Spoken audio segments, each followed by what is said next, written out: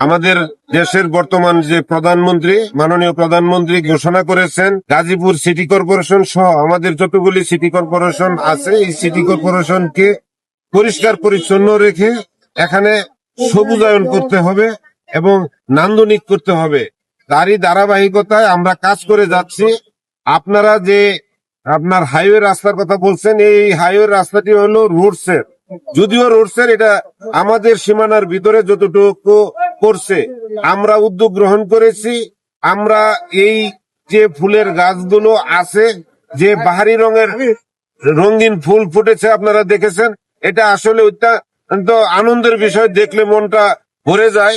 এই ফুলকে আরো আমরা আগামী বর্ষার আগে এখানে ব্যাপকভাবে আমরা ফুলের চারা লাগিয়ে এখানে আমরা ফুল এখন থেকে স্পাইসি ক্রিস্পি পটাটা প্রাণ পটাটা একটি স্বনির্ভর বিস্কুট কে সংরক্ষণ করে, গাছকে সংরক্ষণ করে একটা নান্দনিক রাস্তার দুনো পাশে এবং মাঝখানে যাতে ফুলের এই বাগানটি থাকে, তার জন্য সিটি কর্পোরেশন আমরা কাজ করে যাব।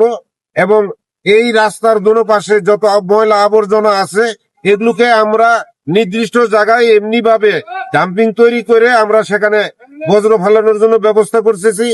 ঈদের পরে থেকে আপনারা দেখবেন রাস্তার পাশে কোনো ময়লা থাকবে না। আপনারা রাস্তার পাশে বর্ষা শুরুতেই যখন আপনার বৃক্ষরোপণ করার সময় আসবে, আমরা সেখানে বৃক্ষরোপণ করব এবং সেটাকে পরিচর্যা করব।